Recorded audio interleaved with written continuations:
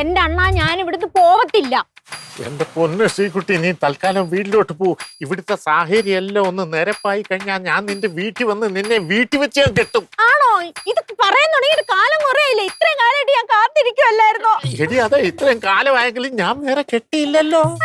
എന്നിട്ടാണോ ഏതോ ഒരുത്തി കണ്ടപ്പോ പെണ്ണ് കാണാൻ പോയത്? അത് പ്രത്യേക സാഹചര്യത്തിൽ അങ്ങനെ സംഭവിച്ചു പോയതാ. അങ്ങനെ പ്രത്യേക സാഹചര്യമോ സംഭവം ഒന്നും വേണ്ട. ഞാൻ ഇവിടുന്ന് പോകത്തില്ല. ഞാൻ ഇവിടെ സത്യാഗ്രഹം ഇരിക്കും. എന്റെ പൊന്ന് ശ്രീകുട്ടി അല്ലയോ? പൊന്ന് ശ്രീകുട്ടി ഒന്നും അല്ല, ഞാൻ ഇവിടെ സത്യാഗ്രഹം തന്നെ ഇരിക്കും. എന്റെ പൊന്നു മോളല്ലയോ, വീട്ടിൽ പോ. ഞാൻ വീട്ടിൽ പോവില്ല.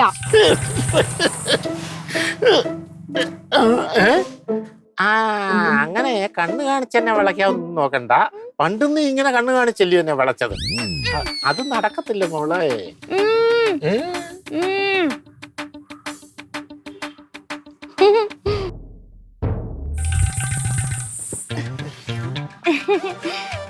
സംഭവം എന്ത് സത്യാഗ്രഹം? എന്റെ കാര്യങ്ങൾ നേടിയെടുക്കുന്നവരെ ഞാൻ ഇവിടെ സത്യാഗ്രഹം ഇരിക്കും. അത്രേ ഉള്ളൂ. പിന്നെ അതായത് പിന്നെ ഇത് ഇവരെ പിന്നെ ശ്രീകുട്ടി പറഞ്ഞ എന്തുവാന്ന് വെച്ചാല്, ഞാൻ പണ്ട് എന്റെ പൊന്നനിയാ, ഈ മണിക്കുട്ടൻ അണ്ണനുണ്ടല്ലോ, ഞാന് മണിക്കുട്ടനാണല്ലോ, ഇത് ശ്രീകുട്ടി ആണല്ലോ. ഈ മണിക്കുട്ടണ്ണന്റെ അടുത്ത് ഈ ശ്രീകുട്ടി പണ്ടൊരു ദിവസം വന്നിട്ടേ ഒരു ജോലി വാങ്ങിച്ചു തരാവോ എന്ന് ചോദിച്ചായിരുന്നു. അപ്പം ഞാന് ജോലി വാങ്ങിച്ചു കൊടുക്കാമെന്ന് പറഞ്ഞായിരുന്നു. പക്ഷെ നടന്നില്ല. അണ്ണ ഇത് എന്തോ കാരണം ജോലിയാ നടന്നില്ല. അതിന് സത്യാഗ്രഹത്തിന് വന്നിരിക്കുക. സത്യാഗ്രഹോ? അങ്കിളിന് മനസ്സിലായില്ലേ സംഭവം? എന്നാ എനിക്ക് കാര്യം മനസ്സിലായി. എന്നാ എനിക്ക് മനസ്സിലായില്ല. ഞാൻ പറഞ്ഞു തരാം. നമ്മുടെ മാമനുണ്ടല്ലോ, മാമൻ നമ്മളടുത്തൊക്കെ കിടന്ന് തള്ളണ പോലെ ഈ ആന്റിയുടെ അടുത്തും തള്ളി ജോലി മേടിച്ചു കൊടുക്കാന്ന്. ഇപ്പൊ ആന്റി ജോലിയും കൂലിയും തിരക്കി ഇവിടെ വന്നപ്പം, അയ്യോ മോളെ, അങ്ങനെ ഒന്നുമല്ല കാര്യങ്ങള്. അങ്ങനെയാണ് കാര്യങ്ങൾ. അങ്ങനെ ചേച്ചി പറയാ എന്തോ സംഭവം. അല്ല അത് പിന്നെ ഒന്നുമില്ല. ഇത് തന്നെ കാര്യം. എനിക്ക് സംഭവം മനസ്സിലായി. ജോലിയല്ലേ വേണ്ടത്? എന്ത് ജോലിയാ ചെയ്യാൻ തയ്യാറ്? എനിക്ക് വീട്ടമ്മയുടെ ജോലി മതി. അതാവുമ്പോ ഞാൻ ചെയ്യാം. വീട്ടമ്മേ? അത് ഇവിടെ ഒരെണ്ണമുണ്ടല്ലോ. ഒരെണ്ണമുണ്ട് ഇവിടെ. വീട്ടമ്മയുടെ ജോലി. വീട്ടമ്മ എന്ന് പറയുന്നത് പറഞ്ഞു കൊടുക്കങ്ങോട്ട്. പറഞ്ഞു കൊടുക്ക. അതായത് അവരുടെ നാട്ടിലൊക്കെ ഈ വീട്ടമ്മ എന്ന് പറഞ്ഞ വീട്ടുജോലിക്കാരിയാ. വീട്ടുജോലിക്കാർക്ക് പിന്നെ വീട്ടമ്മ എന്ന് അവിടെ ഒക്കെ പറയുന്നത്. അതേ നാട്? ഈ ഇവരുടെ നാട് പിന്നെ വീട്ടമ്മ എന്ന് പറഞ്ഞ വീട്ടുജോലിക്കാരിയാ. ഞാൻ ഒരു കാര്യം പറയാം. അങ്ങനെയാണെങ്കിൽ ചേട്ടത്തി ഒരു കാര്യം പറഞ്ഞില്ലേ, ജോലി ചെയ്ത് മടുത്ത് ഒരാള് വേണോന്ന് നിർത്തിയാ പോയി. അയ്യോ, അത് ശരിയാകത്തില്ല. അണ്ണാ, ചേട്ടത്തി പറഞ്ഞില്ല ഒരാള് വേണോന്ന്. അങ്ങനെയാണെങ്കിൽ ചേച്ചി നിർത്തിയാ പോരെ. ശരിയാകത്തില്ല. അതേ ശരിയാവത്തല്ലോ. ഞാൻ ഇവിടെ വീട്ടു ജോലിക്കാരിയായിട്ട് കൂടിക്കോളാം. അതാവുമ്പോ വീട്ടുകാരോടൊക്കെ ഇങ്ങനെ സ്നേഹത്തോടെ നിന്ന് പെട്ടെന്ന് എന്റെ കല്യാണം അങ്ങ് നടക്കും. അനിയാ, കല്യാണം? ആരെ കല്യാണം? എന്റെ കല്യാണം. പറഞ്ഞു കൊടുക്കണ്ട.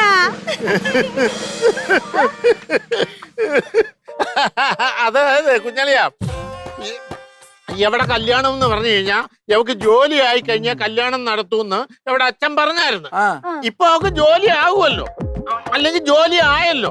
അപ്പൊ ഇനി കല്യാണം നടത്താമെന്നാ എവിടെ ഉദ്ദേശിച്ചത്. എനിക്ക് ജോലി ചെയ്യണ്ട. അണ്ണ എന്തൊരു ദുഷ്ടാണ്. അണ്ണ ജോലി വാങ്ങിച്ചു കൊടുക്കാതെ വിളിച്ചു വരുത്തിട്ട് ഇപ്പൊ ജോലി കൊടുത്തപ്പോ അണ്ണനാണല്ലോ. മണിക്കുട്ടനാ, അനുഗ്രഹിക്കണ്ണ. ശരി, ബാങ്ക് എടുത്ത് നമുക്ക് ഇന്നോട്ട് ജോയിൻ. ആണോ? എന്ത് സ്നേഹമുള്ള പിള്ളേര്. നീ എന്നെ ഞാൻ ഐശ്വര്യമായിട്ട് വലതുകാല് വെച്ച് അകത്തോട്ട് കേറട്ടെ. നീ എന്നെ കൊലക്ക് വിടുത്തെ അടങ്ങത്തുള്ളില്ലയോ? എങ്ങനെ പോയാൽ മിക്കവാറും ഞാൻ നിങ്ങളെ കൊല്ലും. മണിക്കുട്ടനാ, പോട്ടെ. വാണ്ണ വാണ്ണ.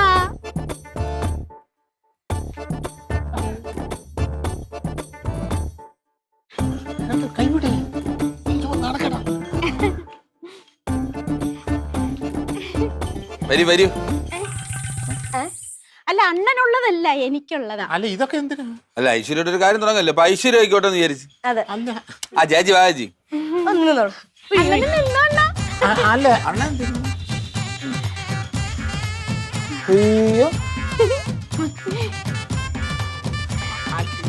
പോലെ ഐശ്വര്യം മതി. കേറുക. ഈ ഇടതുകാല് വേണ്ട, വലതുകാല് വെച്ച് കേറാൻ. ഇതാണ് ഞങ്ങളുടെ അപ്പോയിന്റ്മെന്റ് ഓർഡർ. Thank you. ഈ വീടിന്റെ വീട്ടമ്മയായി ഇന്ന് മുതൽ ജോയിൻ ചെയ്തിരിക്കുന്നു. അപ്പോൾ ചേച്ചി സമയം എത്രയായി? ഒരു 12 മണിക്ക് ആഹാരം തരുമല്ലോ അല്ലേ? 12:30. 12:30 കുഴപ്പമില്ല. വീട്ടമ്മയല്ല വീട്ടുജോലിക്കാരി. വീട്ടു ജോലിക്കാരിയല്ല, വീട്ടമ്മ. ഈ വീട്ടിന്റെ മൊത്തം കാര്യം നോക്കുന്ന വീട്ടമ്മ. അല്ല അതങ്ങ് നിങ്ങളുടെ നാട്ടില്. ഇവിടെ വീട്ടുജോലിക്കാരി എന്ന് വിളിച്ചാൽ മതി, അത് മതി. എന്തായാലും എനിക്ക് കുഴപ്പമില്ല, എന്റെ കല്യാണം നടത്താൻ മതിയായിരുന്നു. മനസ്സിലായി, നേരത്തെ പറഞ്ഞു. ശരി അപ്പോൾ all the best.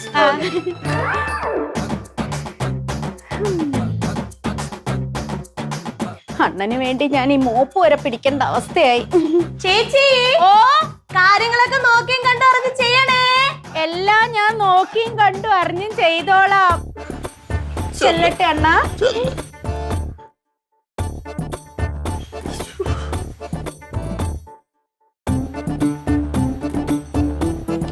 ഇനി എന്തൊക്കെ വന്നാലും എന്റെ മണിക്കുട്ട അണ്ണ, നിങ്ങളെ ഞാൻ വിട്ടുകൊടുക്കത്തില്ല ആർക്കും.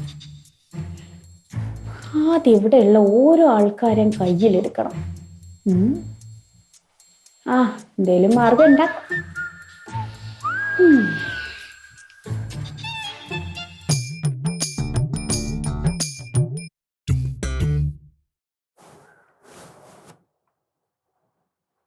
അയ്യോ,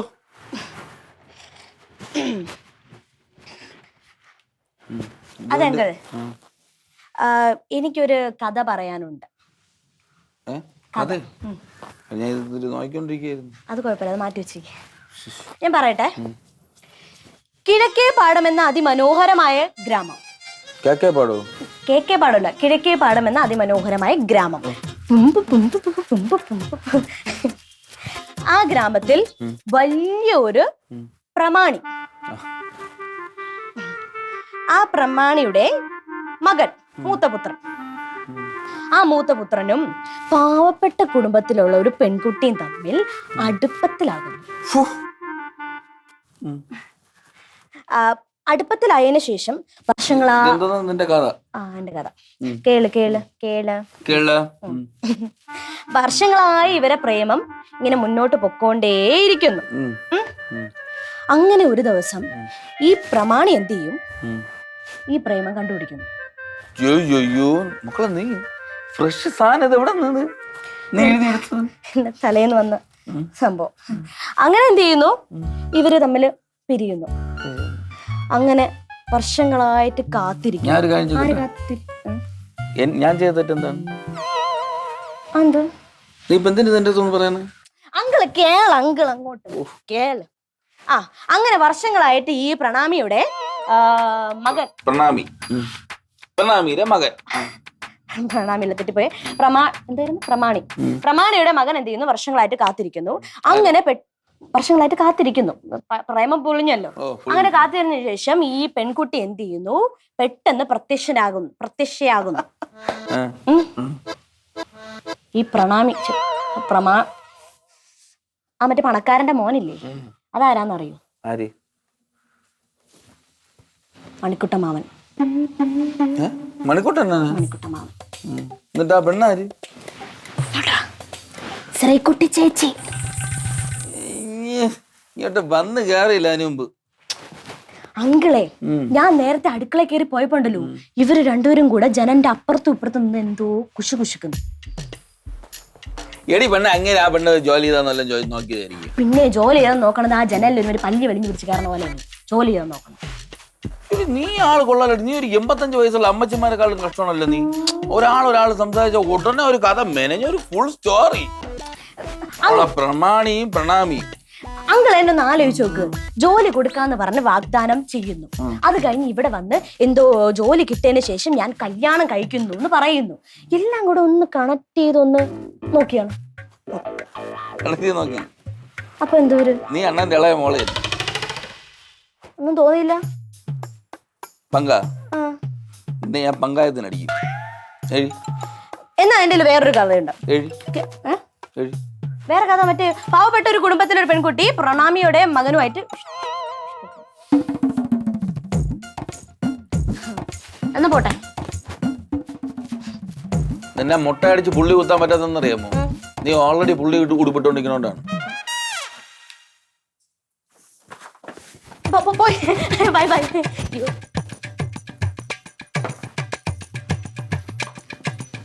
ഒരു ചെറുകഥാകൃത്ത്. ചിങ്ങമാസം വന്നു ചേർന്നാൽ നിന്നെ ഞാൻ സ്വന്തമാക്കും. ചങ്ക് ചക്കട് ജിങ്ക് ചക്ക ചൊങ്ക് ചക്കടിച്ച നെഞ്ചിലോറും. അണ്ണാ എന്തണ്ണാ? അത് ശ്രീകുട്ടി, ഓ നീ ഇപ്പൊ വീട്ടിൽ പോ. എന്തിനാ എന്നെ ഇങ്ങനെ ശിക്ഷിക്കുന്നത്? അല്ല, ഒരു കാലത്ത് നമ്മൾ തമ്മിൽ സ്നേഹമായിരുന്നു, അതും ആത്മാർത്ഥമായിട്ടുള്ള സ്നേഹം. പിന്നെ എൻ്റെ അച്ഛനായി ഈ ബന്ധം ഇഷ്ടമല്ലാത്തോണ്ടല്ലേ അത് അലസിപ്പോയത്. എന്നെ എന്തിനാ ഇങ്ങനെ ശിക്ഷിക്കുന്നത്? അതൊക്കെ ശരിയാണ്ണ, പക്ഷെ ഈ കാലത്തിനിടയ്ക്ക് ഒരു തവണയെങ്കിലും അണ്ണ എന്നെ ഒന്ന് അന്വേഷിച്ചു വന്നോ? ഈ പഴയ കാര്യങ്ങളൊക്കെ പറഞ്ഞുകൊണ്ടിരിക്കാതെ ഞാൻ ഈ പറയുന്ന കാര്യം നീ ഒന്ന് ശ്രദ്ധിച്ചു കേൾക്ക്. എനിക്ക് താണ്ടെ ഇത്രയും പ്രായമായില്ലയോ, ഇനിയിപ്പോ ഒരു കല്യാണമൊക്കെ വലിയ ബുദ്ധിമുട്ടാ. അപ്പൊ എനിക്ക് പ്രായമായില്ലേ? മൂക്കിൽ കൂടെ പല്ല് വരെ മുളച്ചു. നമ്മുടെ കാര്യത്തിൽ എത്രയും പെട്ടെന്ന് ഒരു തീരുമാനം ഉണ്ടാക്കണം. തീരുമാനം എടുക്കാം. ഞാൻ അച്ഛനോട്ട് സമാധാനമായിട്ടൊന്ന് പറഞ്ഞ് മനസ്സിലാക്കി നമുക്ക് കല്യാണം നടത്താം. വെപ്രാളപ്പെട്ട ഒന്നും നടക്കത്തില്ല. അത് അളിയനും പെങ്ങളും വരാൻ സമയമായി, നീ വീട്ടിൽ പോ. അവര് വരട്ടെ, അറിയട്ടെ. എന്നായാലും എല്ലാവരും അറിയാനുള്ളതല്ലേ. എടി, അത് വലിയ പ്രശ്നമാകും. അണ്ണ എന്തോന്നു എന്തോ അറിയിട്ടെന്നൊക്കെ പറയാൻ.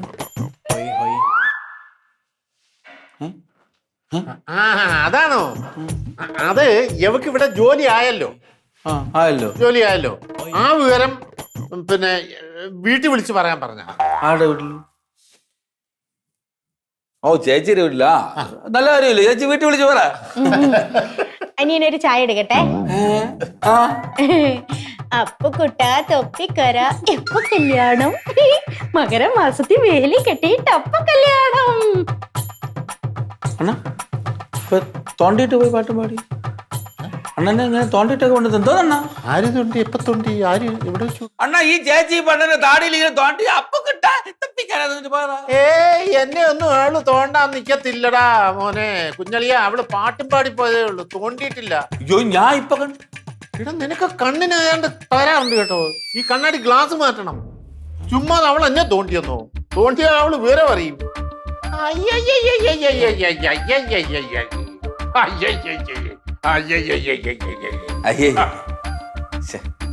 പക്ഷെ ഞാൻ കണ്ടല്ലോ തോണ്ടണത്. അയ്യേ തോണ്ട അങ്ങേരെ. നീ ആ പിങ്കി പെണ്ണ് പറഞ്ഞ വല്ല കാര്യം കാണും. എന്നാലും അണ്ണ നീ ആ ചേച്ചി ചായ കുടിച്ചോണ്ട് പോവാം. കറുപ്പ് താൻ എനക്ക് പിടിച്ച കളറ്.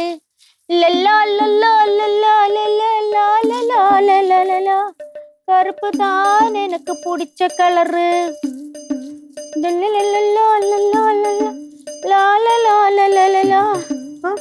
എന്താ നീ വീട്ടിലെ ഇങ്ങനെ ഒരു വേലക്കാരിയെ പോലെ ജോലി ചെയ്യുന്നത് എനിക്ക് കണ്ടിട്ട് സഹിക്കുന്നില്ലടി. അണ്ണന് വേണ്ടി എന്ത് കഷ്ടപ്പാടും ഞാൻ സഹിക്കും. അപ്പൊ നിനക്ക് മലയാളം പറഞ്ഞാൽ മനസ്സിലാകത്തില്ലയോ? നിങ്ങൾക്കും മലയാളം പറഞ്ഞാൽ മനസ്സിലാവത്തില്ലേ? നിങ്ങളെ കിട്ടാൻ വേണ്ടി എന്ത് കഷ്ടപ്പാടും ഞാൻ സഹിക്കുന്നു. അപ്പൊ നീ രണ്ടും കൽപ്പിച്ചല്ലേ? ഞാൻ രണ്ടല്ല 3 കൽപ്പിച്ച. അതെ ഇടി, അതെ കേട്ടോ. എന്താ? ഇത് എന്റെ അളിയനും പെങ്ങളും കുഞ്ഞളിയനും പിള്ളേരും ഒക്കെ എന്നെ ഒരുപാട് തവണ എന്നോട് ചോദിച്ചിട്ടുണ്ട്, എനിക്ക് എന്തെങ്കിലും പ്രേമബന്ധം ഉണ്ടോ, ഉണ്ടെങ്കിൽ അത് തുറന്നു പറ, ആ കല്യാണം ഞങ്ങൾ നടത്തി തരാമെന്ന്. എന്നിട്ട് പക്ഷെ ഇന്ന് വരെ ഞാൻ അങ്ങനൊരു ബന്ധമുള്ളതായിട്ട് പറഞ്ഞിട്ടില്ല. ഈ വിവരം എങ്ങാണ് അവരറിഞ്ഞാല് പിന്നെ ഞാൻ ജീവിച്ചിരുന്നിട്ട് കാര്യമില്ലടി. എന്റെ ചേകവരെ, നിങ്ങൾ ഇനി 18 അടവെടുത്താലും ഈ ശ്രീകുട്ടിയുടെ അടുത്ത് അതൊന്നും വില പോകില്ല. നിങ്ങളെയും കൊണ്ടേ ഞാൻ പോവും. പിന്നെ ഇപ്പൊ ഞാൻ പോണോ? പോവാം. പക്ഷെ അണ്ണൻ എന്റെ മുഖത്ത് നോക്കി പറയണം, അണ്ണൻ എന്നെ സ്നേഹിച്ചിട്ടില്ലാന്നും അണ്ണന്റെ മനസ്സിൽ ഞാനില്ലാന്നും. ഈ നിമിഷം ഞാൻ പൊക്കോളാം. പക്ഷെ പിന്നെ ശ്രീകുട്ടീനെ തേടി നിങ്ങൾ വരരുത്. എനിക്ക് അങ്ങനെ പറയാൻ പറ്റത്തില്ല. സത്യം? നിങ്ങൾ സത്യമാണോ പറയുന്നേ? മതി, എനിക്കിത് കേട്ടാ മതി. ബാക്കി ഞാൻ ഡീൽ ചെയ്തോളാം. മാമാ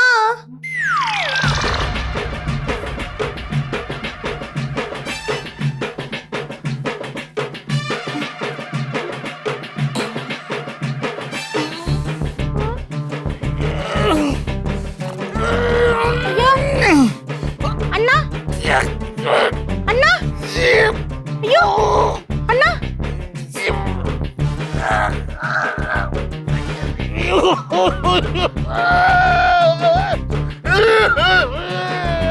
അയ്യോ അയ്യോ അണ്ണാ